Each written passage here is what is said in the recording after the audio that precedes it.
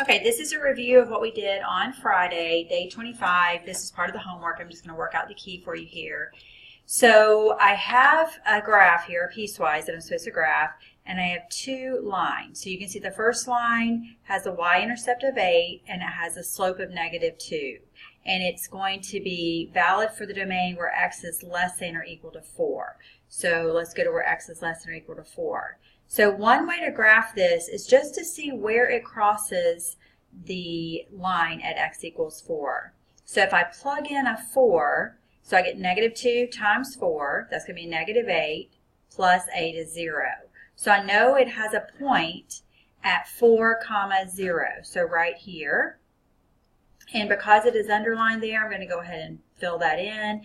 And then because the slope is a -2, I know I can just use that. So normally we would basically say go up 2 over 1, but our domain is not valid over here. So we want to go to the left essentially because the arrow points to the left. And remember, this is going to go to the left pretty much forever. So I'm just going to, instead of going up 2 over 1, I'm going to go down 2 to the left 1. Put a point, down 2 to the left 1, down 2. So you get the gist of that. So just sketch your line in place. And you only really need one other point besides where you start your graph. Now, the next one is a line. Of course, the next piece of the function is a line, and it has a slope of 1/2, and it crosses the y-axis at 0. So that one's a little bit harder to see because it's going to start over here, but it's really not going to be valid until you get over here where x is greater than 4. So we could kind of envision what this line would look like. It would cross here at 0, 0, and it would go up 1 over 2, up 1 over 2. And then I know that that is where my graph starts to basically be valid. That's where the domain is for the second equation there. So I'm going to put a point here. I'm going to put an open circle. I'm not going to bubble it in because that is not underlined.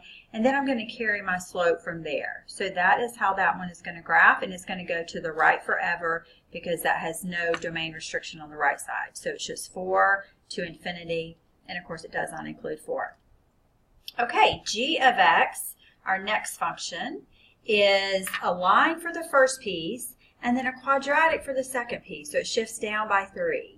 So let's go ahead and look at our domain restrictions. So the first piece is valid where x is less than -2. So it's going to basically be to the left of this line at -2. And then the second function is going to be valid to the right of that. Okay, so this function right here is a line, as I said. It crosses at -5. So 1, 2, 3, 4, 5. The y-intercept is -5. And it has a slope of -2. Which means normally I would go down 2, let me kind of shift up a little bit, down 2 to the right 1. So I'm going to reverse that. So instead, I'm going to go up 2 to the left 1 and put a point there. Not really put a point, but just kind of think there's a point.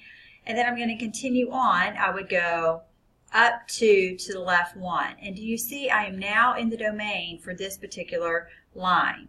So I'm going to put a circle here, and I'm going to leave it open because that is not underlined. Let me zoom out a little bit here. Okay, so now I'm just going to continue the slope that I had, which was up 2 over 1, up 2 over 1. And this is going to go to the left, just like this, up forever. Okay, so that's the first piece of this function. The second one is a quadratic that shifts down to -3. So it has a translation point at 0, -3, kind of building off of what we did the last part of the unit. So come here, down to -3 here, and think about the fact that the domain is actually valid all through this region, everywhere from here over. So this point is actually in my graph. So the only thing I really need to do is basically just figure out where to apply the rest of the function. So it has an a of 1, and remember that just means you have your normal moves, if you will. So over 1, up 1, over 2 is up 4. So this half is going to go up forever like that. And the left half is going to go to the left 1, up 1, to the left 2, up 4. So there's a point up here. And I am going to bubble that in because it says x is greater than or equal to -2. So then it just kind of sketches this way. Okay, So that is the second function. The third one, number 25 here, has 3 pieces to it. And the first one's a quadratic. The second is an exponential, which we haven't looked at in a while, but we're going to look at that today. And the third one is a line. So let's take a look at our domains. So it's pretty much going to be x less than or equal to 0. So the first graph's going to kind of be, I'll kind of even color or highlight this one for you, everything to the left of the y-axis, where x is 0. And then the next little piece is going to be from 0 to 3. And then the next one is just going to be everything to the right of 3. So we just need to figure out some points for each of those. All right, so 1/2 x squared is a quadratic. The translation point is 0, 0. And I know it's going to be compressed by a factor of 1/2.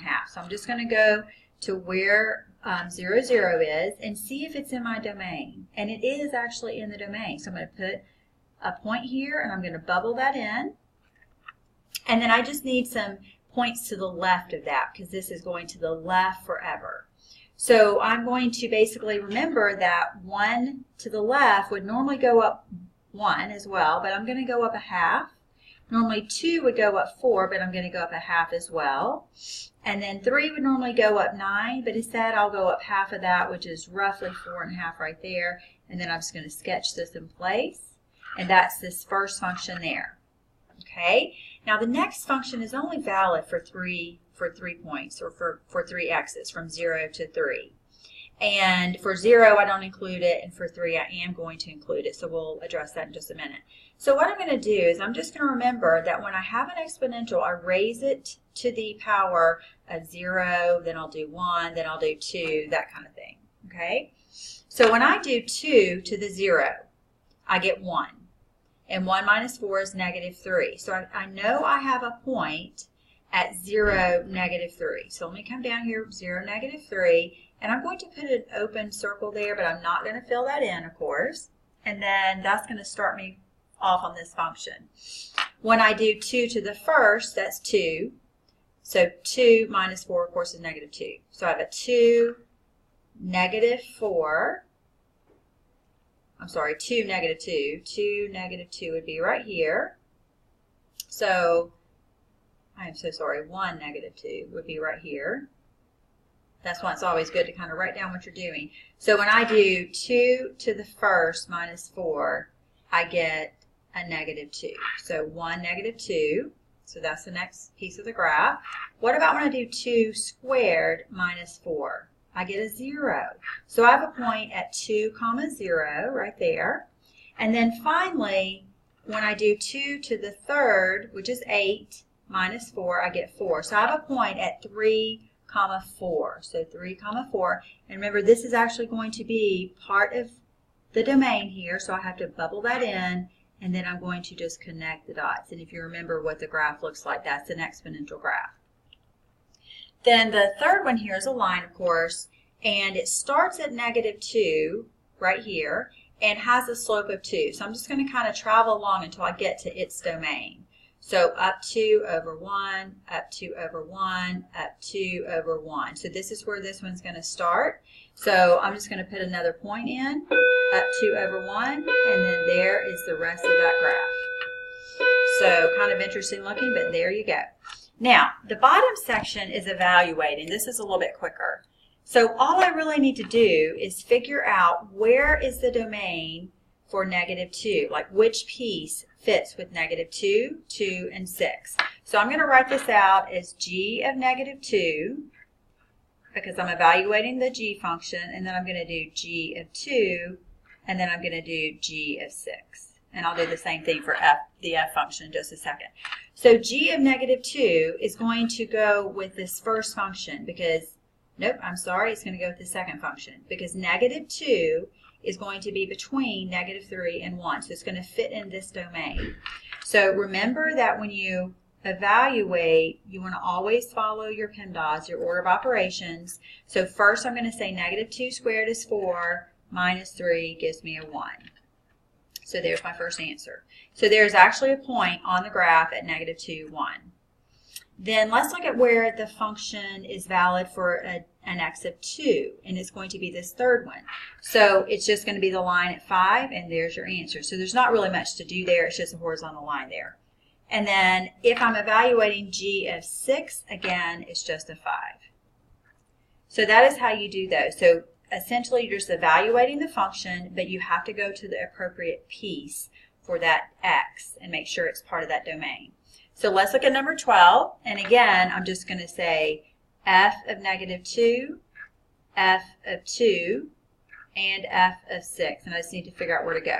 So negative 2 is less than 0. So this is saying less than or equal to 0. So I'm going to evaluate it here.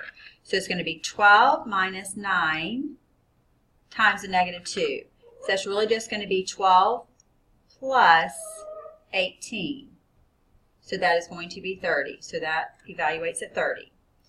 Now, the x of 2 is valid in this region because x is between, an x of 2 is between 0 and 3. So it's going to be x squared plus 3x as so. So I'm going to get a 4 plus 6, and I'll get a 10 here. And then when I look at where I have an x of 6, it's going to be this third one, and it's going to be 4 to the 6th power, which you guys are probably not going to know that by heart. You're just going to, basically you can plug that in the calculator and figure out what that would be. So we're going to have 4,096. So that function on the right half, if you were to think about what that would look like, is going to basically go up to the right very quickly because it has a base of 4, and it kind of looks like this function up here, but it's going to go up really quickly. So that is how you do those, and hopefully that'll help you with what we did on Friday, day 25, and then of course again we're doing some more of this today, 26.